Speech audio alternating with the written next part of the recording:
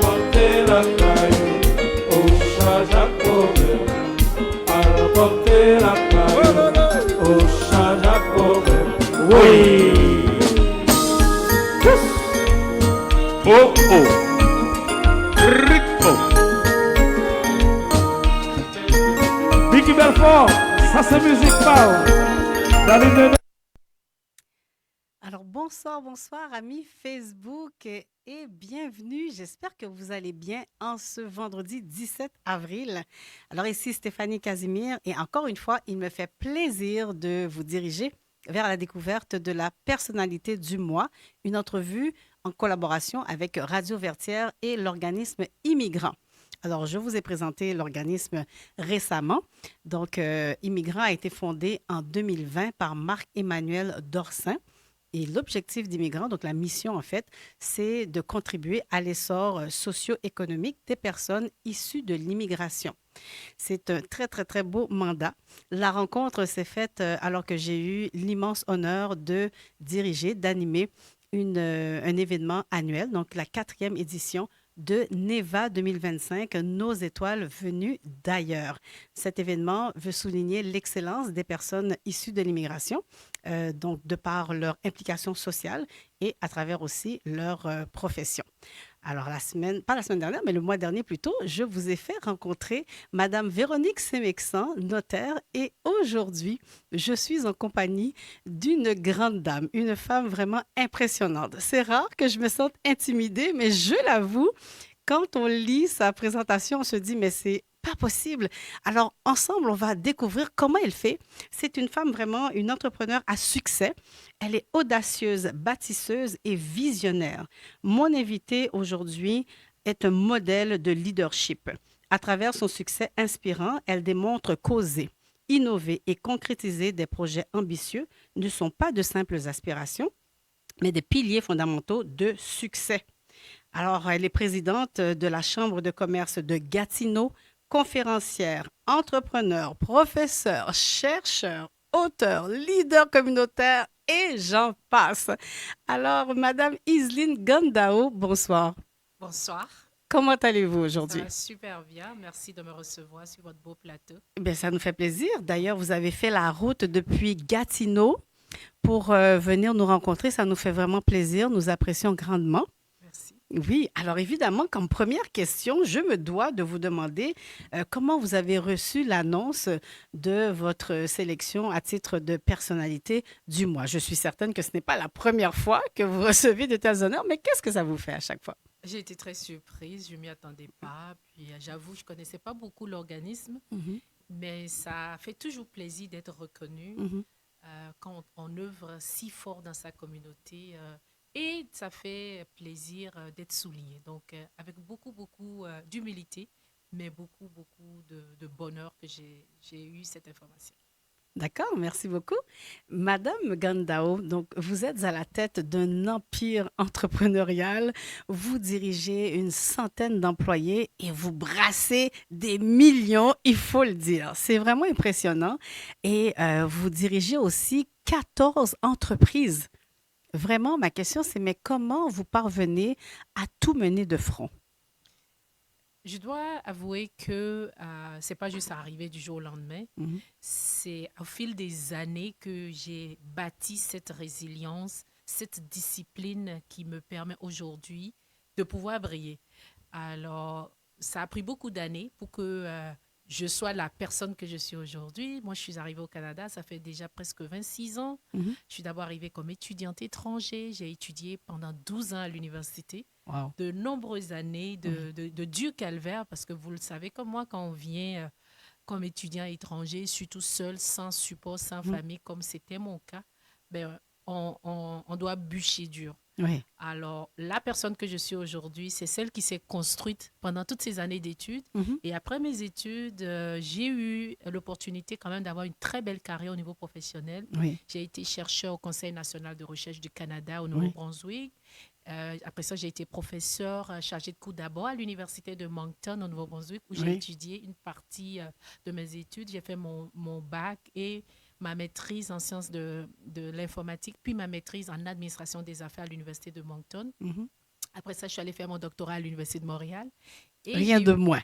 oui, et j'ai eu aussi la chance de travailler comme professeur-chercheur Oui. à l'Université Laurentienne pendant plusieurs années. Mhm. J'étais aussi chef de département là-bas. Donc, toutes ces fonctions que j'ai cumulées au fil des années Mhm. ont permis de bâtir la femme que je suis devenue Mhm. aujourd'hui. Donc, oui, je peux dire que j'arrive aujourd'hui à briller, mais c'est pas sorti de nulle part. Ça a été un long parcours qui m'a apporté là où je suis aujourd'hui. Absolument. Mais vous avez aussi travaillé à l'université à Sudbury, je J'ai crois. travaillé Oui. à l'Université Laurentienne comme Laurentienne, oui. professeur-chercheur. Mhm. J'ai démarré ma carrière comme professeur-chercheur en 2007. Mhm. Ça fait déjà quand même plusieurs années. Et après ça, j'ai été aussi professeur à l'Université d'Ottawa. Mhm. L'Université d'Ottawa m'a embauché en 2010. Et c'est ainsi que j'ai déménagé dans la région de Gatineau, Ottawa. Et j'ai été professeur à l'université. Puis c'est après ça que je suis devenue entrepreneur. J'ai démarré plusieurs entreprises Oui. dans la région et ça a beaucoup fonctionné. Mes entreprises ont eu beaucoup de succès. Donc, je suis devenue entrepreneur carrément à temps plein, Mhm. entrepreneur et investisseur immobilier. Mais comment passe-t-on d'une personne dans le domaine de l'éducation à entrepreneur? Oui. C'est pas quelque chose que je dirais que j'ai pensé. Je peux dire que ce qui a fait que je suis devenue entrepreneur, c'est la réalité Oui. d'être salarié au Canada. Alors, j'ai été professeur pendant plusieurs années et ma réalité, c'était que lorsque j'ai eu mes enfants, j'ai Oui. réalisé que le salaire ne suffit pas. Je sais que c'est le cas de beaucoup de gens, mais Mhm. plusieurs personnes acceptent cette réalité et vivent avec. Moi, j'ai Mhm. décidé que non. Mhm. Parce que j'avais des grands rêves. Quand j'ai quitté l'Afrique pour le Canada, j'avais des très grands rêves. Je voulais être multimillionnaire. Oui. Je ne voulais pas me contenter de peu. Je me disais, si d'autres l'ont fait, je peux le faire. Et si j'arrive à atteindre cet objectif, je peux aider des gens dans ma famille. Moi, Oui. je suis l'aîné de ma famille. Mhm. Donc, je voulais pouvoir venir en aide à d'autres personnes, changer la vie de d'autres personnes. Mhm. Donc, j'avais cette motivation-là. Oui. Ayant grandi dans une famille qui avait peu de moyens, je voulais changer ma réalité. Je voulais sortir de la pauvreté une fois pour de bon. Oui. Donc, j'ai réalisé quand j'ai eu mes propres enfants que le salariat n'allait pas me permettre d'atteindre cet objectif-là. Oui. Et c'est là où j'ai commencé à me questionner comment je fais pour devenir entrepreneur. J'ai essayé quelques entreprises au début qui n'ont pas très bien fonctionné. Et non, ces entreprises n'ont pas réussi à générer des chiffres d'affaires extraordinaires. Oui. Et jusqu'à temps que j'en ai démarré une avec laquelle j'ai réussi vraiment Quelle à est faire cette de l'argent. entreprise? Alors, ma première entreprise qui a réussi à me générer plus d'1 million de chiffres d'affaires, c'est Oui. dans le domaine de l'éducation. Donc, c'est une école préscolaire et élémentaire Montessori. Montessori, oui. Mhm. Et ça a été ma toute première entreprise. Après ça, j'en ai démarré plein d'autres Mhm. dans le domaine de l'éducation, dans le domaine j'avais une entreprise dans le domaine de la construction, de la rénovation. OK. J'ai fait du flip immobilier. Moi, j'ai une grande passion pour la décoration, l'aménagement intérieur. Mhm. Et j'ai utilisé cette passion pour m'en aller dans l'immobilier, faire de la rénovation immobilière. Au début, je faisais ça au niveau résidentiel, mais après ça, j'ai commencé à le faire au niveau commercial. Mhm. Et j'ai fait beaucoup de construction au niveau commercial pendant plusieurs années. Donc, Mais ça m'intrigue quand même parce que, d'une manière beaucoup plus concrète, est-ce que vous êtes allé chercher des gens que vous connaissez? Comment ça s'est concrétisé tout ça? Vous avez dû monter une équipe autour de vous parce que je vous Oui. écoute parler. Beaucoup de gens ont des désirs, ont des rêves, veulent devenir multimillionnaires, mais n'y arrivent pas. Oui. Comment ça se réalise, ça se concrétise? ouais. Mais il faut dire que moi, j'ai cette force de caractère. Je suis habitée par mes rêves. Quand je veux quelque chose, Oui. j'y mets les moyens. Alors, très tôt, par exemple, quand j'ai démarré mon entreprise, j'ai réalisé qu'après 2 ans, je gagnais plus que mon salaire de professeur à l'université. Donc déjà, là, c'était clair pour moi que je devais continuer dans cette lancée-là. Mais je voulais quand même aller plus loin. Je me Oui. suis dit, si j'en ai fait une qui me permet d'avoir tel résultat, ben, je peux en faire 2. Mhm. Et j'ai fait 2, j'ai fait 3. Mais rendu à ma 3e entreprise, j'étais un peu saturée parce que je suis aussi maman Mais c'est ça. et de jeunes enfants à l'époque. Et donc, je me suis dit, il faut que je bâtisse une équipe. Mhm. Je dois avouer que mes connaissances en éducation, parce que souvent on étudie beaucoup sans trop savoir à quoi ça va nous servir, mais j'ai Oui. quand même une maîtrise en administration des affaires. Oui. Donc j'ai pu utiliser ces connaissances. Donc, c'est surtout la gestionnaire en vous. Oui. Exactement, la leader, la gestionnaire. Oui. J'ai pu utiliser mes connaissances en administration pour vraiment bâtir des équipes fortes pour gérer mes entreprises. Mhm. Au début, j'avais juste une vingtaine d'employés, mais petit à petit, j'ai bâti toute une équipe d'employés, Oui. une équipe de gestionnaires qui m'épaulent dans mes entreprises. Mais vous êtes allé chercher des gens que vous connaissiez ou bien comment J'ai vous plutôt y êtes développé prise? des stratégies Oui. qui, par essai et erreur, Mhm. se sont révélées des bonnes stratégies. Par exemple, une de mes stratégies que j'ai développées, Mhm. c'était de recruter la main-d'œuvre, par Oui. exemple, déjà enseignante, mais immigrante, Oui. dont le diplôme n'est pas forcément reconnu au Canada, ou OK. carrément d'utiliser les services d'immigration, faire venir de la main-d'œuvre OK. au Canada. Ensuite, j'investissais dans leur formation. Bon, je prenais vraiment la peine. Je me rappelle, par exemple, il y a une année où j'avais investi près de 90 000 $ dans la formation de mon personnel. Oui. C'est des gens qui avaient déjà un diplôme d'enseignant quand ils sont arrivés au Canada, mais qui n'étaient pas reconnus. Mhm. Donc, je leur ai payé la formation pour avoir un diplôme reconnu ici. Mhm. Et ça m'a permis, moi, de bâtir une équipe Oui. de main-d'œuvre que je n'aurais pas trouvée Mhm. sur le terrain. Donc, j'ai plutôt été stratégique dans mon approche pour bâtir mes entreprises, Mhm. mettre en place des structures qui m'ont permis de former la main-d'œuvre. Et la même chose, j'ai embauché des gens qui n'avaient pas forcément les compétences d'être gestionnaires, mais qui avaient la possibilité flamme, oui. d'évoluer. Et la Alors, flamme aussi. Exactement. Alors, moi, la plupart de mes gestionnaires, c'est des gens que j'ai embauchés. Ils travaillent dans mon entreprise. J'ai vu en eux quelque chose. Je les ai envoyés se former. Mhm. Se sont formés aux ressources humaines, se sont formés à la gestion. Oui. Et ça fait en sorte que j'ai pu bâtir une équipe qui est là avec moi depuis longtemps. Par exemple, ma gestionnaire principale, elle est avec moi depuis plus de 8 ans. OK. Ma directrice pédagogique est avec moi depuis 14 ans. Wow. Donc, j'ai pu ainsi former des équipes très solides qui me permettent, moi, maintenant, de pouvoir élargir mon réseau et continuer à grossir mes entreprises. Et on parle de quand même 13 000 familles qui reçoivent les services de votre école, Oui. Montessori, et Oui. puis 700 enfants Ouais. quotidiennement? Oui, j'ai plusieurs établissements. OK. Comme je le disais, j'ai plusieurs établissements dans la région de Gatineau, Ottawa. OK. J'en ai 9. Oui. J'en ai créé 9 au total. Puis j'en ai aussi, j'ai élargi mon réseau en acquérant d'autres établissements aussi. Mais j'ai aussi une entreprise, comme je le disais, en construction. Donc, je construis moi-même ces établissements-là. OK. Donc, mon entreprise de construction construit les immeubles, OK. aménage les locaux. Mais quand vous Donc, dites une entreprise de construction, c'est-à-dire que vous avez des experts c'est en ça. construction. Moi, je suis plutôt celle qui gère les projets. D'accord. Donc oui, je fais affaire avec des experts, des ingénieurs, des architectes, des contracteurs, mais je gère tous les projets moi-même parce que j'aime vraiment savoir qu'est-ce qui se passe, OK. premièrement, mais aussi ça permet de réduire les coûts quand on est capable de comprendre vraiment la structure de ces projets. Donc j'ai toujours structuré mes projets moi-même et j'ai construit plusieurs immeubles comme ça qui servent aujourd'hui surtout de la location commerciale, des immeubles de bureaux Oui. et des immeubles pour mes propres commerces. Donc, toujours à Gatineau. Toujours à Gatineau et Ottawa. Et Ottawa. Mais comment vous avez fait pour vous imposer comme femme noire dans le milieu de la construction? On sait que c'est un milieu qui n'est pas très facile et qui est Il n'y a surtout rien de peut-être facile masculin. lorsqu'on veut réussir, lorsqu'on est comme moi, d'abord une femme tout court. Oui. Lorsqu'on est mère, c'est Oui. pas facile. Et lorsqu'on est immigrant, c'est Oui. toujours plusieurs niveaux de difficulté. Il y a un moment donné où je me suis dit, Iseline, je ne suis pas ici pour prendre le jugement des autres sur moi. Je suis ici pour réussir. J'ai mon objectif qui est très, très clair. Alors souvent, je vais faire fi des biais que peuvent m'apporter ce que les autres y pensent. Les autres pensent que je suis une femme noire. Mais moi, ça ne m'arrête pas. Oui. Quand j'ai un objectif en tête, je vais mettre toutes les ressources en place, puis je vais y arriver. Et cette attitude-là m'a permis d'aller au-delà des discriminations. Ça m'a permis de foncer et de briser des plafonds de verre parce que je ne me suis jamais arrêtée à ce que les autres pensent que je suis. Oui. J'ai plutôt choisi de me faire confiance. De vous construire, vous avez une vision de qui vous êtes Exactement. et vous avancez en fonction de cette image. Mais c'est très important aussi parce qu'on doit se projeter.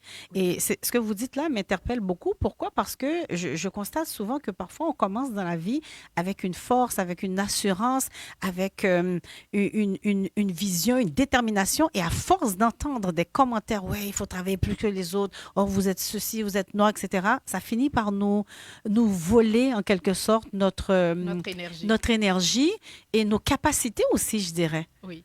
Moi, je ne me suis jamais limitée à ce que les autres pensent de moi.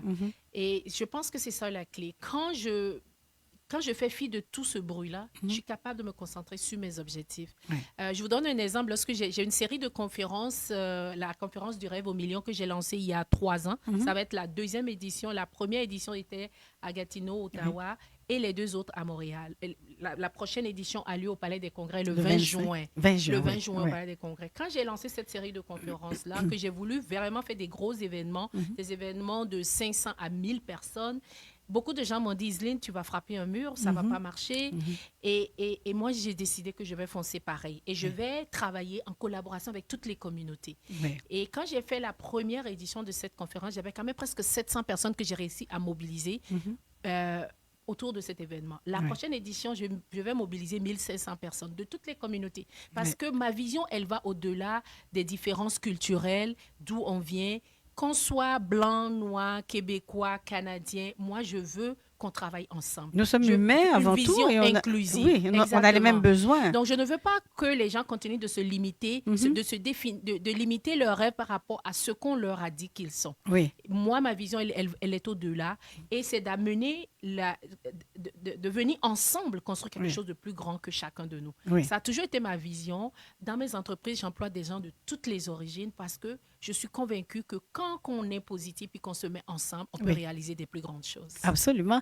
Et ce qui est intéressant aussi, c'est que vous ne gardez pas votre succès pour vous, vous le partagez, vous permettez à d'autres aussi d'atteindre le succès en les formant. J'avoue que pendant plusieurs années, j'ai vécu comme ce qu'on appelle undercover parce que je n'étais pas une personne qui voulait parler d'elle. Je ne voulais pas être vue. J'étais bien dans mon cocon, puis j'étais focusée sur mes objectifs. Mais depuis la COVID, quand la COVID est arrivée, puis j'ai vu comment notre vie pouvait changer drastiquement, du jour au lendemain, on s'est retrouvés isolés chacun chez nous. Absolument. J'ai décidé de me donner comme mission d'éduquer les gens autour de moi et surtout de partager mon expérience pour inspirer. Il y a plusieurs personnes qui sont venues chez moi qui ont dit, Iseline, notamment une personne qui est responsable d'une association des immigrantes ici, qui m'a dit, Iseline, il faut que tu partages ton histoire parce que ça va inspirer plus de personnes à avoir confiance en elles.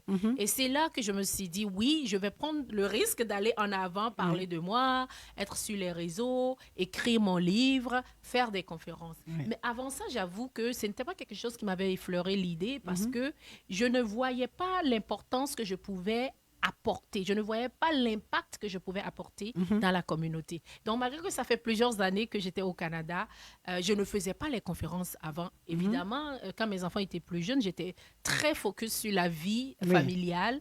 Et maintenant qu'ils sont un peu plus grands, mais je peux me permettre de vous avez partir plus de liberté. dans des événements. Exactement. D'accord. Et donc, vous êtes coach aussi, vous formez des femmes et des hommes aussi? Tout le monde. Tout le monde. Donc, chaque semaine?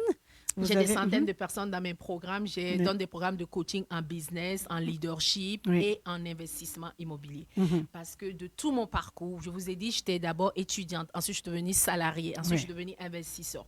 De tout mon parcours, j'ai fini par comprendre que la vraie clé pour s'enrichir c'est en au affaires. Canada, c'est être en affaires, mais au-delà de ça, c'est être un investisseur.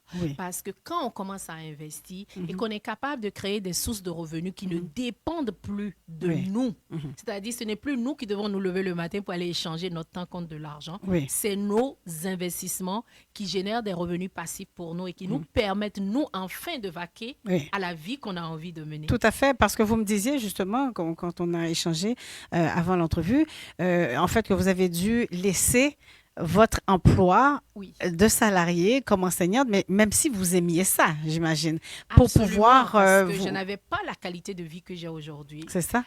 Aujourd'hui, oui, je voyage plus parce que j'ai cette flexibilité-là. Je ne suis plus obligée d'aller à l'université de 8 à 4.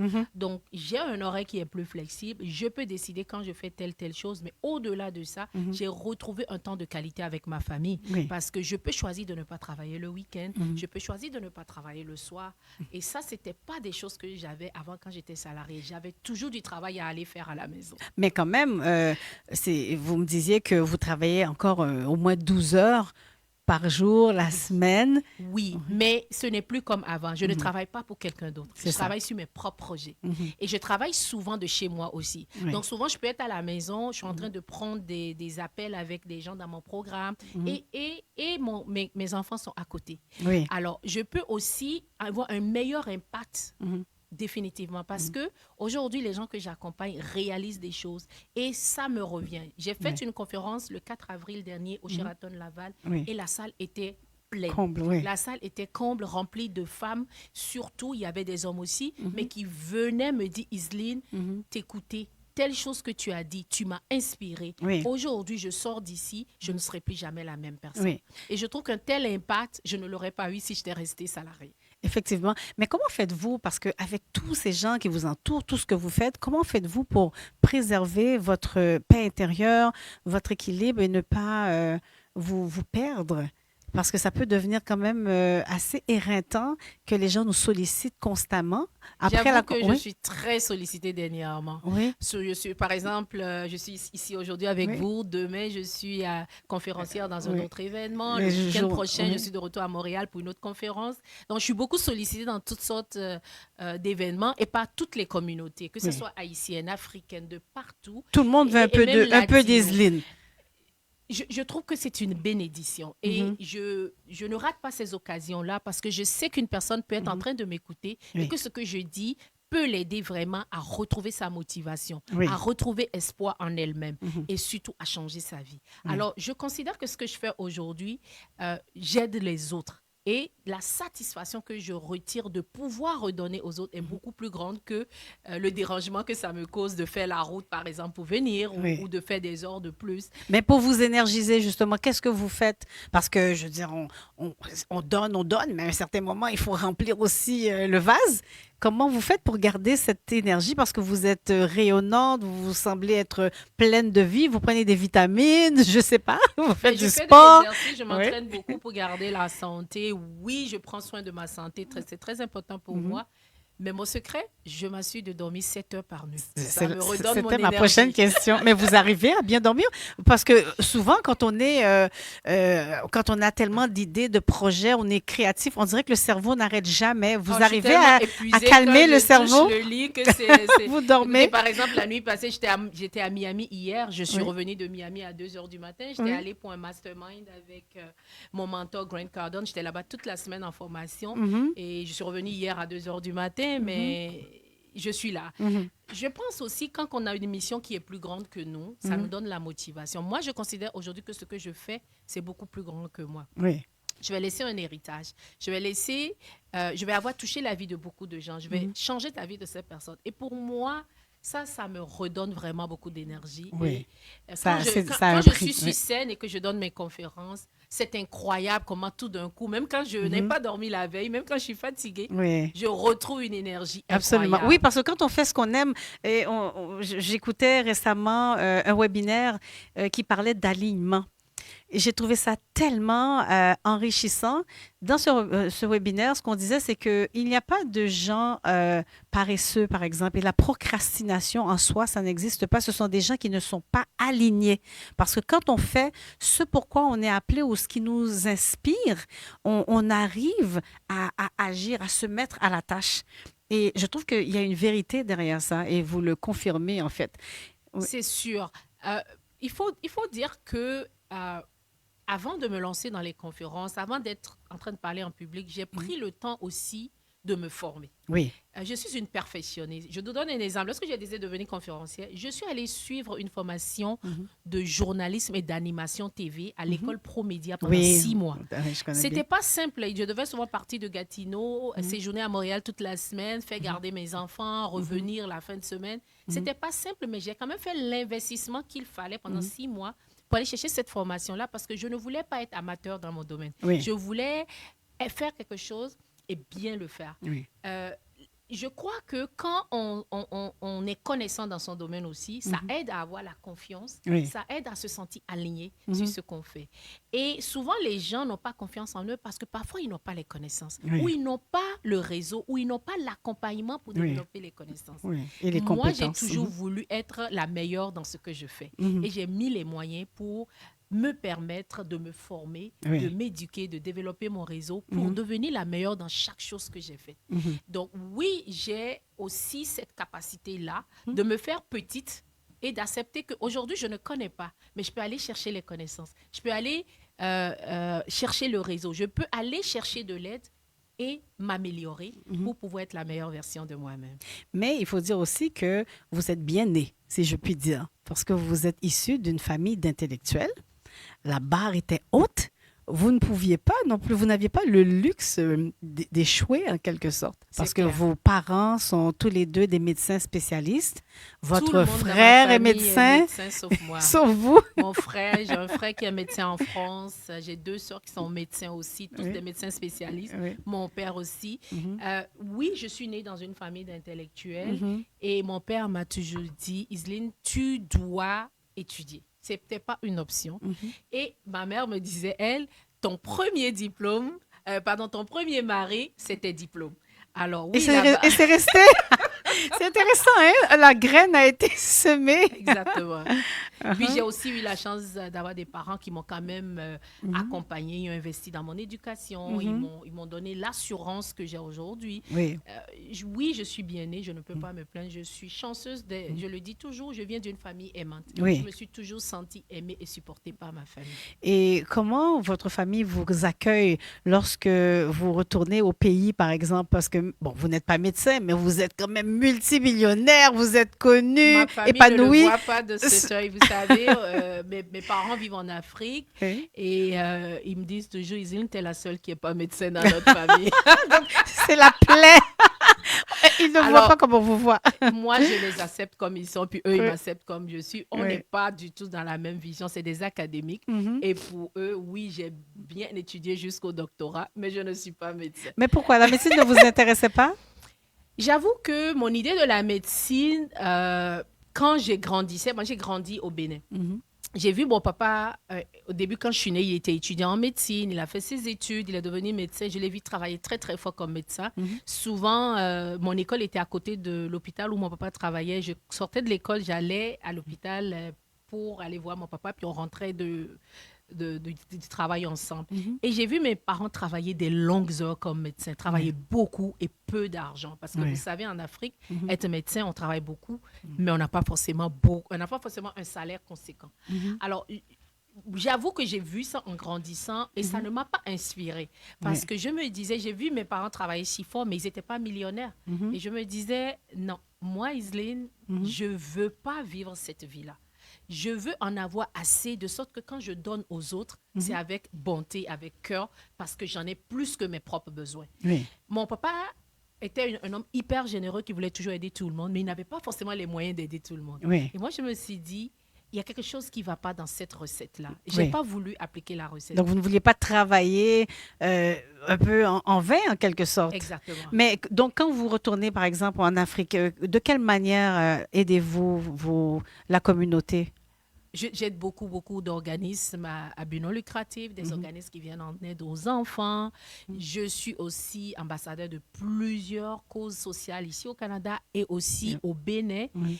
Mais surtout, et avec beaucoup de fierté, aujourd'hui, j'ai à charge toute ma famille. Et j'en Oui. suis très heureuse. Mes parents sont à la retraite. Oui. J'ai des neveux et des cousins que je suis capable de supporter leur éducation. Oui. Je n'aurais pas été capable de faire ça si j'étais restée dans mon petit cocon familial Mhm. et que je n'étais pas sortie de ma zone de confort pour refuser d'être salariée à vie, devenir entrepreneur et investisseur. Mhm. Donc, pour moi, c'est la récompense aujourd'hui.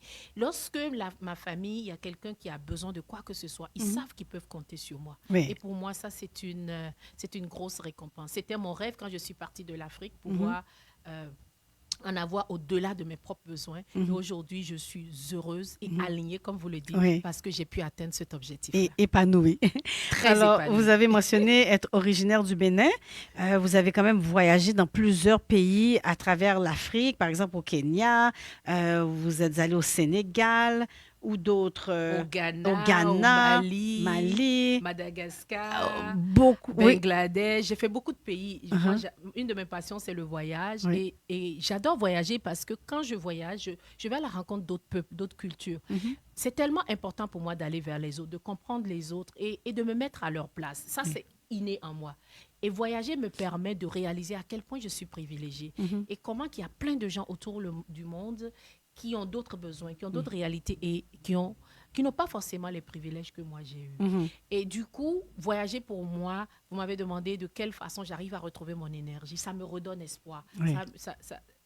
Vous savez, parfois, il y a tellement de négativité dans l'actualité. Oui. Et je trouve que c'est quand on est fermé chez nous, on est enfermé chez nous devant un écran, Oui. qu'on voit les choses ainsi. Quand on va sur le terrain, rencontrer les gens, peu importe ce qu'on peut faire pour changer, pour mettre le sourire sur le visage de quelqu'un, on apporte notre grain à l'humanité. Oui. Et moi, c'est ça, voyager pour moi. Donc, j'adore voyager et j'espère faire encore beaucoup, beaucoup d'autres pays. C'est beau.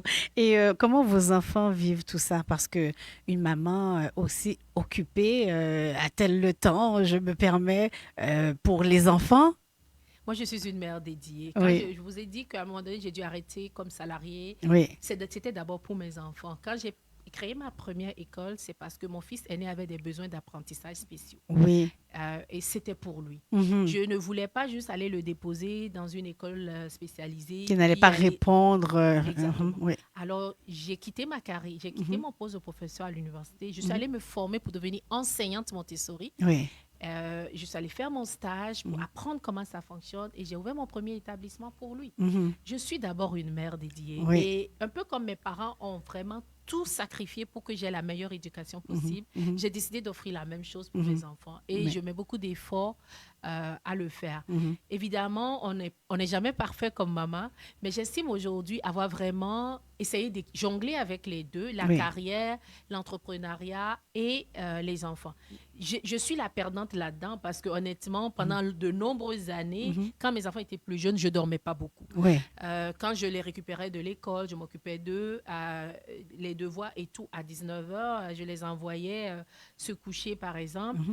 Au plus tard, à 20h, ils étaient au lit, mais moi, je retournais travailler. Vous avez continué, c'est ça? Exactement, dans Oui. mes entreprises, souvent jusqu'à minuit. Mhm. Et le lendemain, à 6h, il faut être debout pour les Ouais. apprêter encore pour l'école. Donc, c'était des années très, Très très, très, difficiles. difficiles. Il fallait que je me sacrifie Oui. pour pouvoir m'occuper Et d'eux. aujourd'hui, vous récoltez.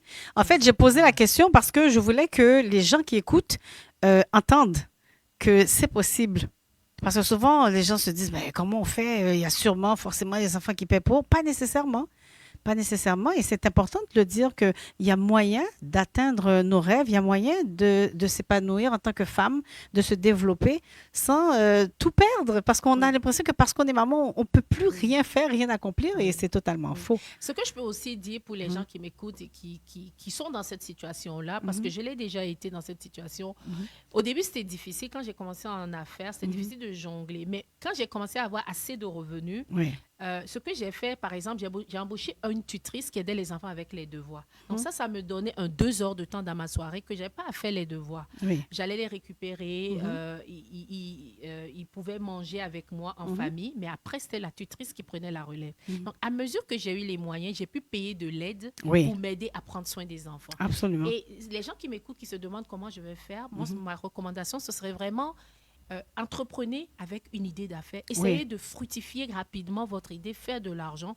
Et là, vous allez pouvoir payer le temps des autres pour Mais vous accorder c'est un ça. peu de liberté. Et il faut planifier parce que bon, Oui. on vous dit de vous que vous êtes une visionnaire, c'est ça, c'est qu'il faut réfléchir à long terme, structurer, bien organiser les choses. Oui. Quand vous avez mis en place vos différentes entreprises, avez-vous réfléchi, OK, bon, je vais maintenant démarrer telle entreprise, ensuite telle autre, ou c'est arrivé un petit peu de façon aléatoire?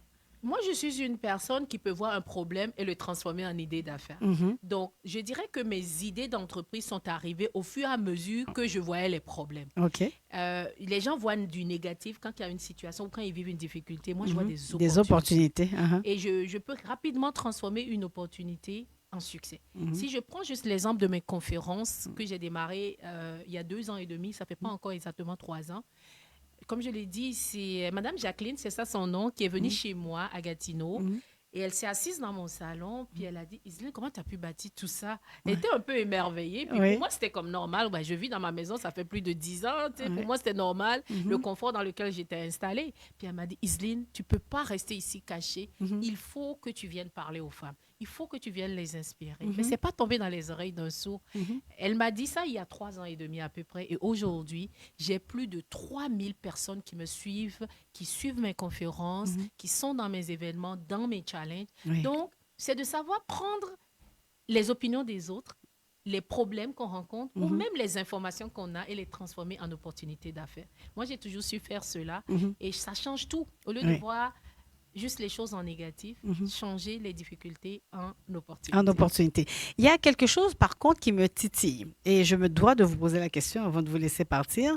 C'est que vous dites que tout le monde peut atteindre le succès. tout le monde peut y arriver. Moi, je ne sais pas, parfois j'hésite et je doute.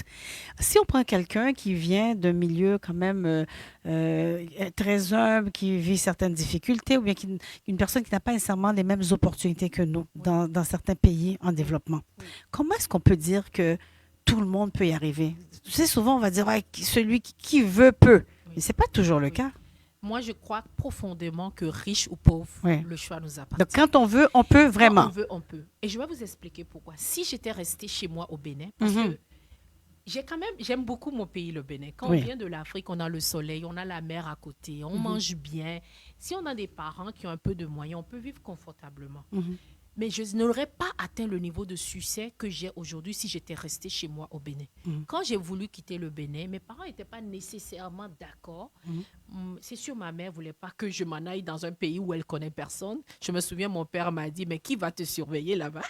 Je venais à peine de finir mes études quand je suis venue au Canada.